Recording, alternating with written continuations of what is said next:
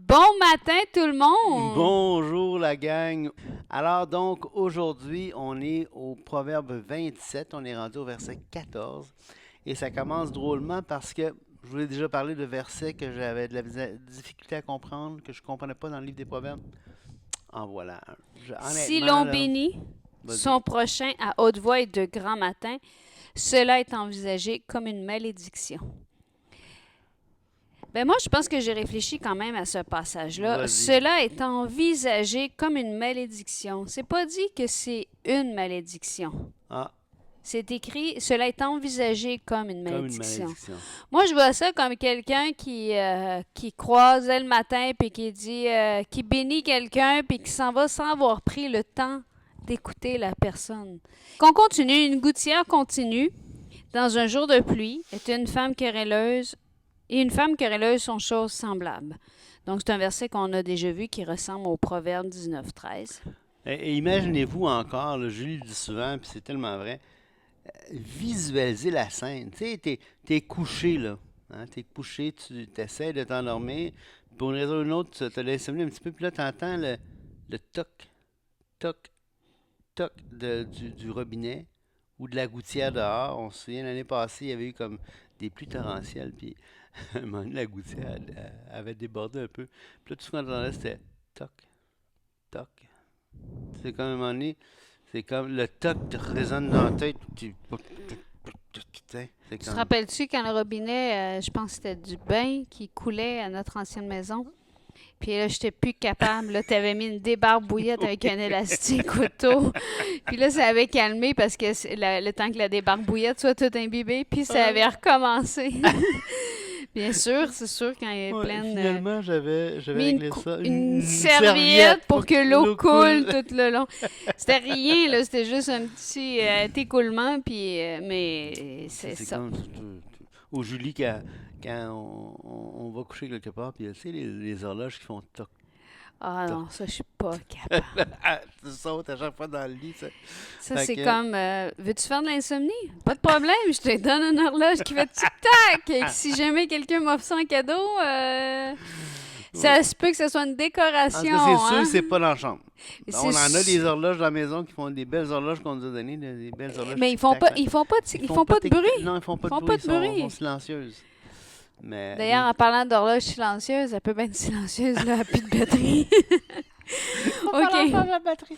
C'est une belle horloge que mon beau-père nous a donnée, là. C'est vraiment une belle, Fait main. ouais, une belle pièce d'œuvre artistique. Mais tout ça pour dire que, Continuons parce qu'on finira pas. Celui qui la retient, retient le vent et sa main saisit de l'huile. attends, une gouttière continue dans un jour de pluie et une femme querelleuse sont choses semblables, celui qui la retient. Donc, on parle toujours de la femme querelleuse, hein. Oui. OK. Retient le vent et sa main saisit de l'huile. Retient le vent, hein, et saisit de l'huile. C'est quelles images extraordinaires. Comme le fer aiguise. Le fer. Ainsi, un homme excite la colère d'un autre homme. Donc, on voit que c'est pas juste la femme querelleuse, là.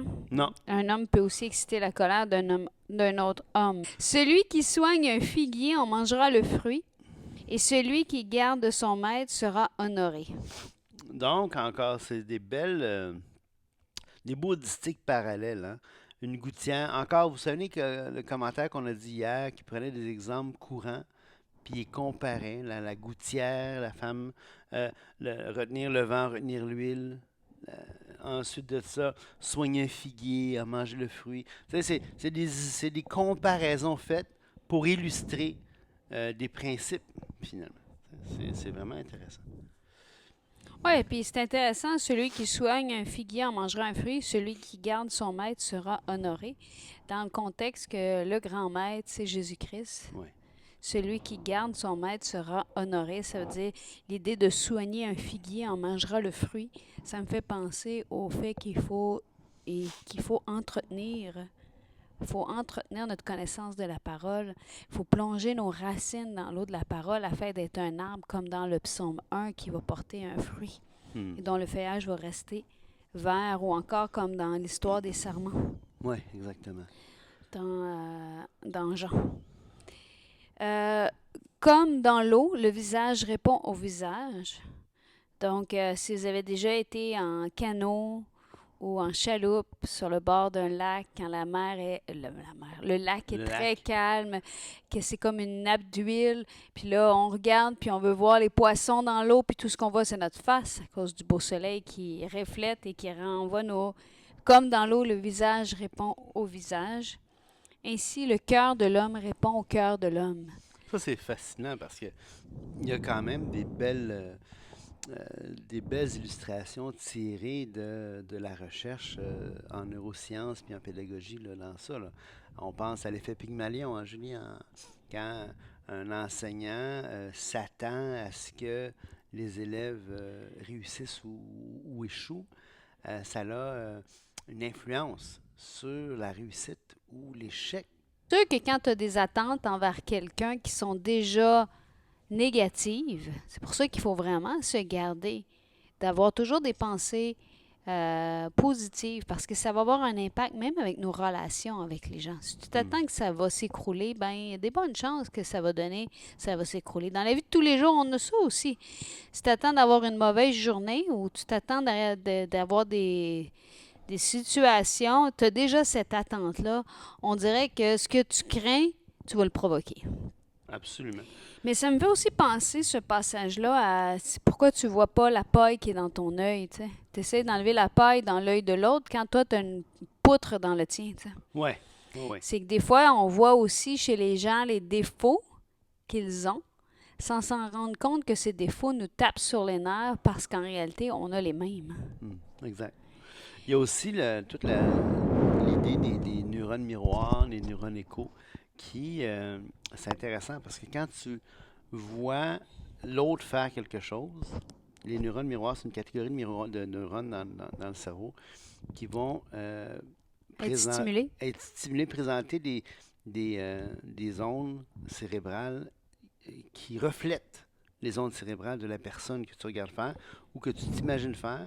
Et les neurones, et d'autres vont, même l'attitude, ils vont refléter l'attitude, les ondes cérébrales de celui qui te parle. Fait que c'est comme si le cœur répond au cœur. Tu sais, Ouais, on a plusieurs expériences. Vous avez sûrement vu ça passer sur Facebook ou peu importe les réseaux sociaux. Par exemple, dans une salle d'attente, on a une douzaine de personnes. Puis là, pour une raison X, il y a une personne parmi celles-ci qui décide de se lever debout. Puis qui reste debout. Mm. Puis là, tranquillement, tout le monde va se lever debout. Puis les gens qui rentrent dans la salle d'attente, ben, ils vont rester debout au lieu de s'asseoir. Ouais. Puis là, quand quelqu'un demande, ben, pourquoi t'es debout, tu sais, les gens répondent, ben, ils savent pas. Parce qu'il n'y a pas, il y avait aucune raison d'être debout, sinon l'expérience en tant que telle. Ou Donc, il y a le bâillement, tu sais, tu es dans une salle de concert avant le début, là, puis là, quelqu'un fait là, tranquillement, là, ça répand partout à travers la salle. C'est vraiment intéressant. En tout cas, heureusement que je réponds pas à ça quand tu le fais, je serais tout le temps en train de le faire. OK, moi, on je réponds continue. facilement à ça, pardon. Le Vas-y. séjour, ton coude dans mon côte. Non, c'est Désolé. coup de coude d'un côte à matin, tu sais. Tiens, le cœur répond au cœur, mon coude répond à tes coudes. Autre là. Excuse. OK, merci. Le séjour des morts et l'abîme sont insatiables. De même, les yeux de l'homme sont insatiables. Et l'image est puissante, encore une image en 3 temps. Mm. Le séjour des morts, l'abîme, donc 2 choses, sont insatiables, c'est-à-dire qu'ils ne peuvent jamais en avoir assez. Assez. On ne peut pas les remplir. De même, les yeux de l'homme sont insatiables. Le creuset est pour l'or et le fourneau pour Non, l'or. le Le creuset creuset. est pour l'argent, le fourneau pour l'or. On a déjà vu quelque chose comme ça dans le passé, dans Bien, un en fait, on proverbe. a parlé de ce proverbe-là. Celui-là, on a parlé de la réputation. Que ce qui Ah était oui. plus important pour un homme, c'est sa réputation. Mais justement, un homme est jugé d'après sa renommée, d'après sa réputation. Fait qu'on avait lu ce verset-là en parallèle avec l'autre. Ah oui, c'est ça. Quand tu pillerais l'insensé dans un... Quand tu Pilerais pilerais, ouais. l'insensé dans un mortier, au milieu des grains avec le pilon, sa folie ne se séparerait pas de lui. Donc, OK, là, il faut voir. Ouais, vraiment. Un bocal en terre cuite ou en céramique. Un mortier, c'est une espèce de Tu peux aller le chercher. Ah oui. Donc, c'est une espèce de bâton en céramique. On va mettre des grains. Normalement, on peut mettre des grains de poivre, des épices. C'est très utilisé, si je ne m'abuse, dans les traditions Moyen-Orient. Nous, on aime beaucoup utiliser cet instrument-là. Je sais pas, on dirait que tu as l'impression de faire de la vraie cuisine. Donc, ça, c'est le creuset, puis on a le mortier. Donc, c'est sûr que quand tu écrases à l'intérieur, tout devient très minuscule. Puis, c'est assez solide que tu peux écraser. Pas Ouais. peur, ça cassera pas. Là, ce qu'on dit, c'est que, et là, on faisait ça aussi traditionnellement pour écraser le grain, OK? Pour Ouais. séparer les Ouais. grains puis enlever la coque du grain. Là, ça dit au milieu des grains avec le pilon, sa folie ne se séparait pas de lui. Donc, c'est tellement imbriqué l'insensé avec sa Quelle folie image puissante. que même avec un pilon. Vous vous rappelez, on a lu que la correction sur le dos de l'insensé, quand il décide de rester dans cette... il tient à sa folie, elle va même pas rien servir, là. Comme... c'est un peu la même image. Le prochain distique, les prochains 2 distiques, le quatrain finalement, il est vraiment percutant. D'ailleurs, c'est intéressant. Ben, je pense... Vas-y. Vas-y. Il n'y a pas 4 versets qui vont ensemble? Il dit, connais bien chacune de tes brebis, donne tes soins à tes troupeaux, car la richesse ne dure pas toujours, ni une couronne éternellement. Ça continue avec la Le même foin idée. s'enlève, la verdure pareille, les herbes des montagnes sont recueillies. Les agneaux sont pour te vêtir et les boucs pour payer le champ. Le lait des chèvres suffit à ta nourriture et celle de ta maison et à l'entretien de tes servantes. C'est fascinant comme... en fait, c'est quasiment... C'est quoi? C'est les 5 versets qui vont les ensemble. 5 versets qui vont ensemble. As-tu quelque chose à dire là-dessus? Non, ben vas-y, t'es avec Non, quelque non, chose. non. Vas-y. C'est une belle curiosité que j'avais en les lisant. Là. Ben, en fait, je trouve ça magnifique. Ça veut dire que prends soin de ce que tu as en ce moment. Ouais.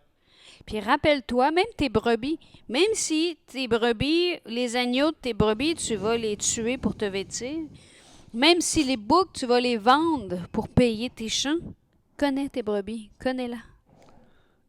Tu n'avais pas besoin de tuer les brebis pour te vêtir. Tu coupais la... Les anneaux sont pour te vêtir. Tu as juste à ôter la laine. Oui, je sais. Je sais pas pourquoi j'ai dit ça. Je voulais dire tuer les boucs. En tout Ouais. cas, payer Ouais. le champ, non? On tuait le bouc. Ben, on le vendait. On le vendait, le bouc, c'est ça que Ouais. je dis. Le lait des chèvres suffit à ta nourriture. Ça, hein? Je voulais une chèvre, tu vois?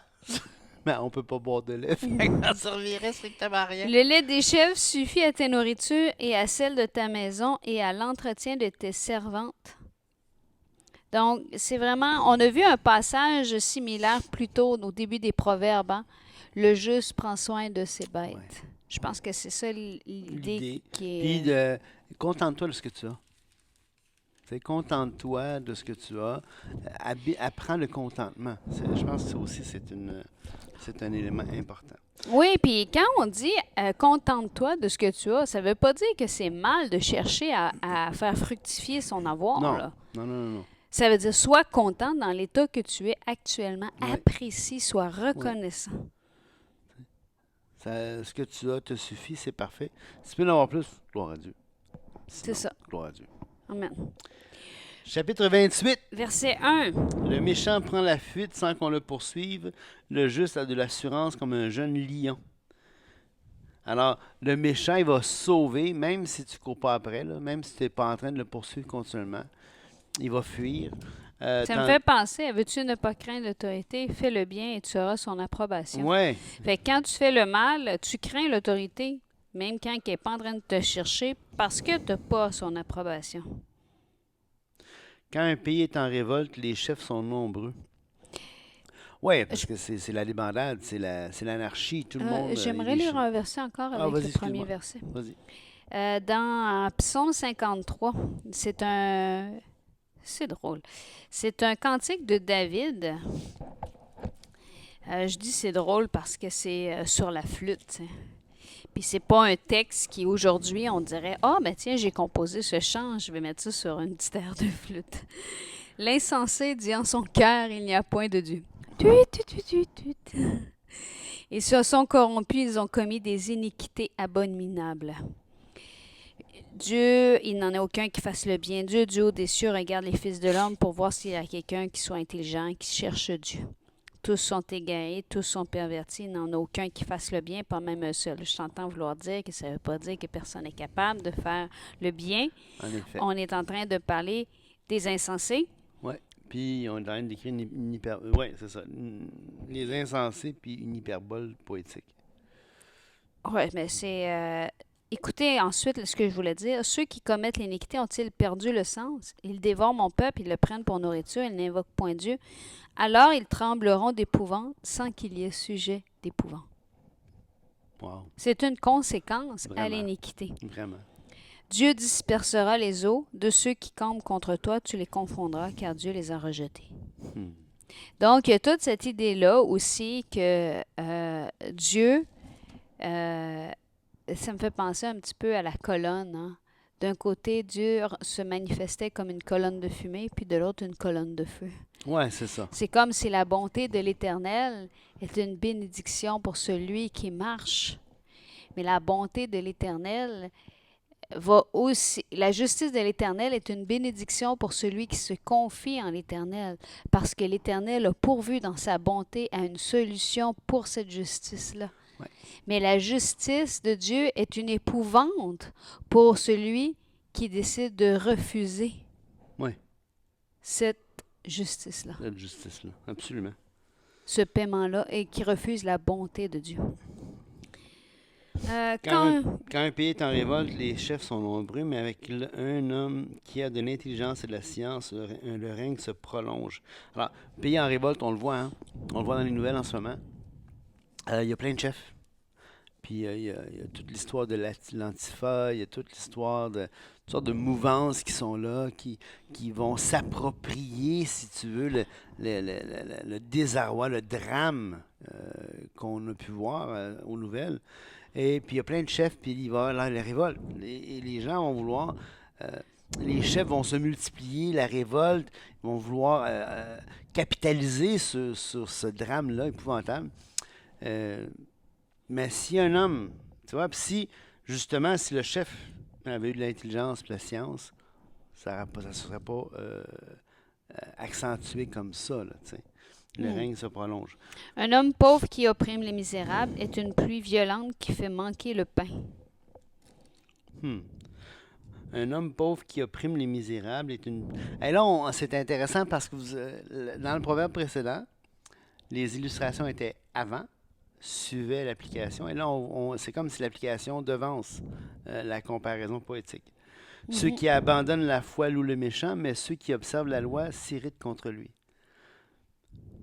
Ceux qui abandonnent la loi louent le méchant. Oui, ceux qui aiment l'iniquité vont louer ceux qui aiment l'iniquité. Tu sais, qui s'assemblent se ressemblent. Oui, parce que c'est une belle façon de se justifier soi-même. Ouais. Mais ceux qui observent la loi s'irritent contre lui. Ouais. Les hommes livrés au mal ne comprennent pas ce qui est juste. Mais c'est-tu pas magnifique, ce passage-là? Ah, mais que c'est ceux beau. qui cherchent l'Éternel comprennent tout. On voit une belle balance avec le psaume 53 que je disais, qu'on a lu Oui. tantôt. Hein? Là, quand quelqu'un peut me dire, oui, mais tu vois, ça sert à rien. Il est écrit dans la Bible, là, on peut rien y faire, là, il est marqué, là. Il n'en a aucun qui fasse le bien, il n'y en a aucun qui cherche Dieu. Mais ceux qui cherchent l'Éternel comprennent tout. Voilà. Les deux, en plus, sont dans des livres poétiques. Donc, si tu veux les prendre au pied de la lettre, prenons-la au pied de la lettre.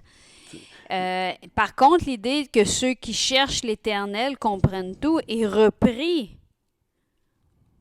Le fait de chercher Dieu est repris.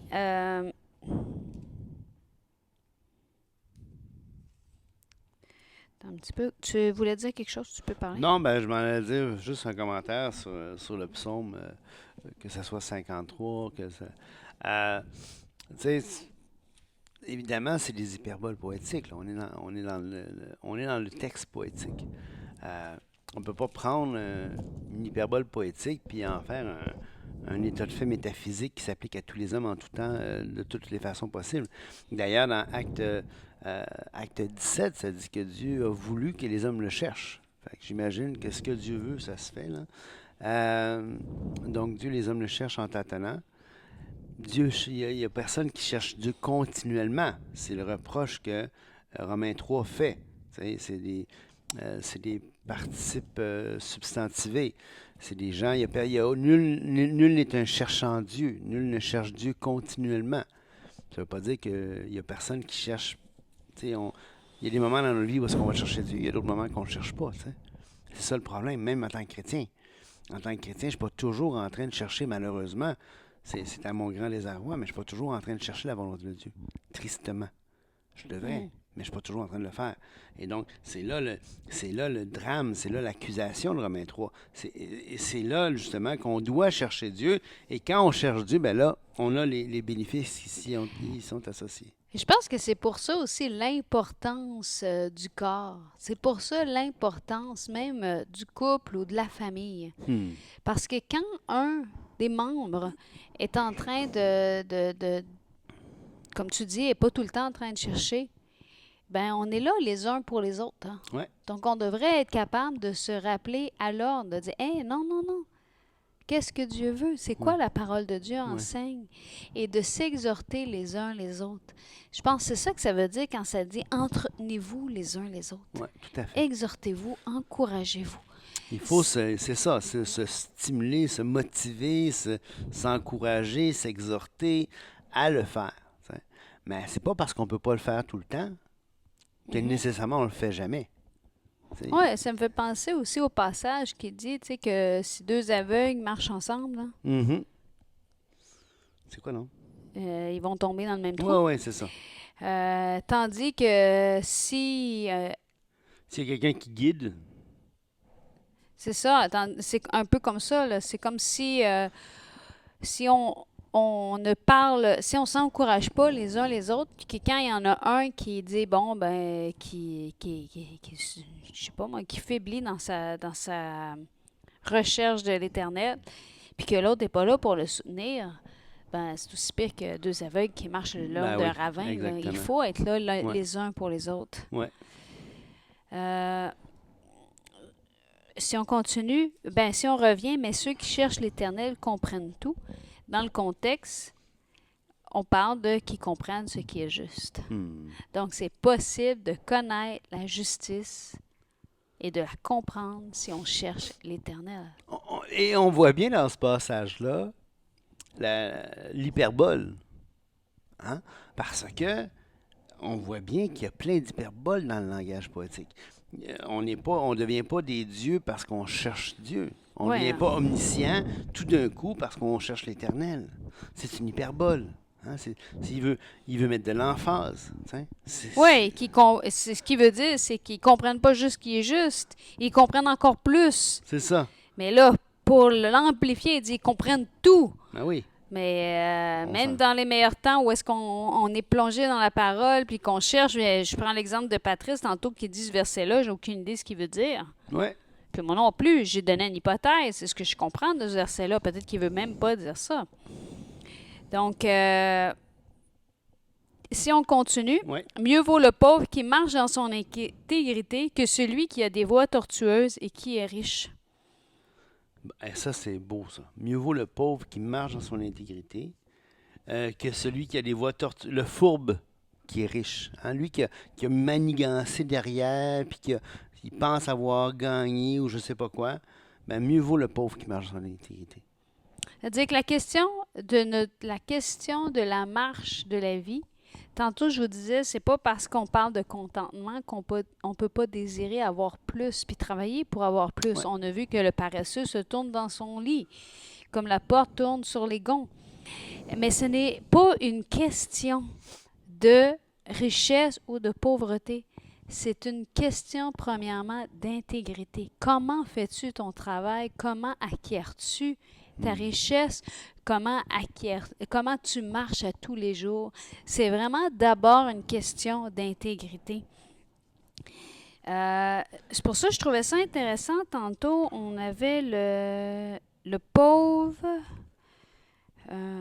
un homme pauvre qui opprime les misérables. On a déjà vu un verset semblable qui dit que les riches ne doivent pas opprimer le pauvre. Mm. Puis là, on a un homme pauvre qui opprime les misérables au verset 3. C'est une pluie violente qui fait manquer le pain. Je trouve que ça ramène les choses. C'est pas parce que tu es riche ou que tu es pauvre.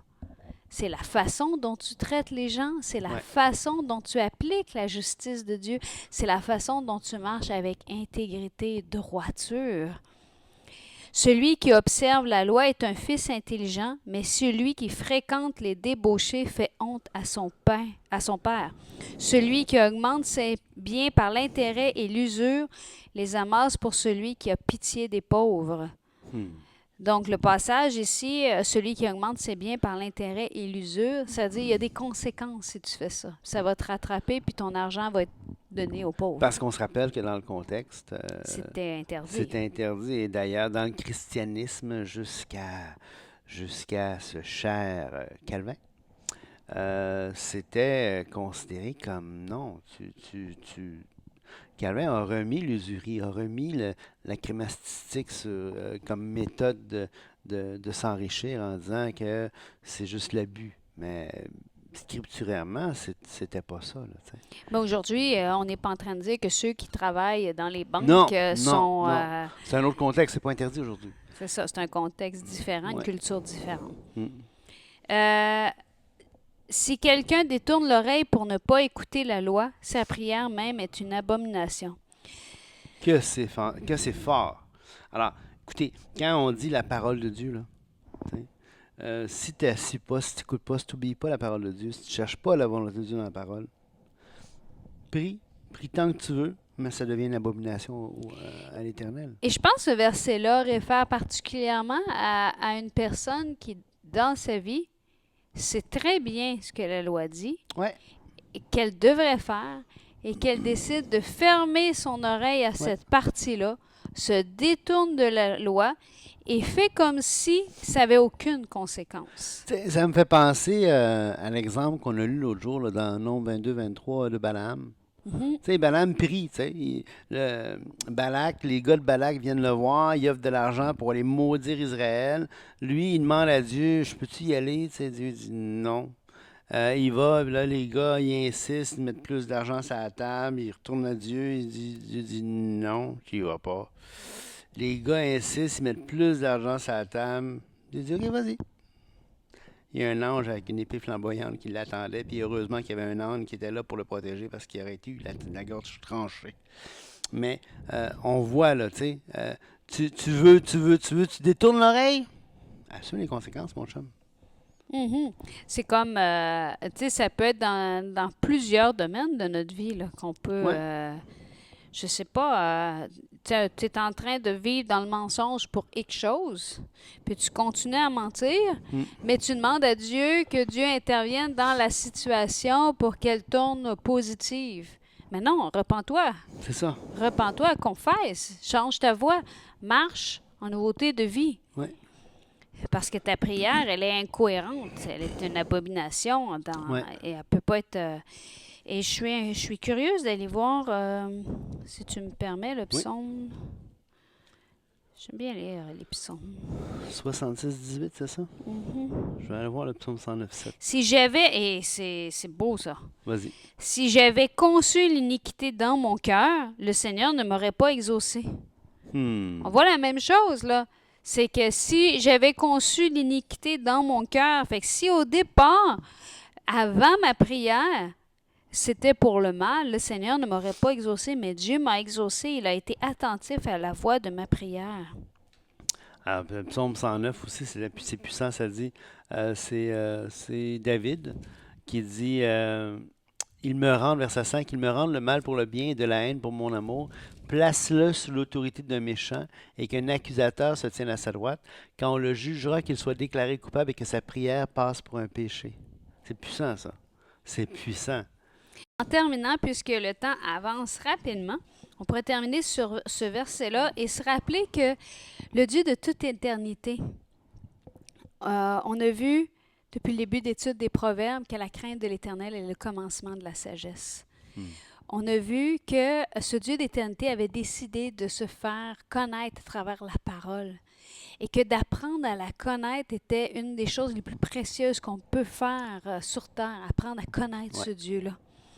Et avec le dernier verset qu'on vient de voir, si quelqu'un détourne l'oreille pour ne pas écouter la loi, sa prière est une abomination, ça nous rappelle à quel point c'est important de tendre l'oreille pour écouter l'entièreté du message de Dieu. Que Dieu vous bénisse. Soyez bénis.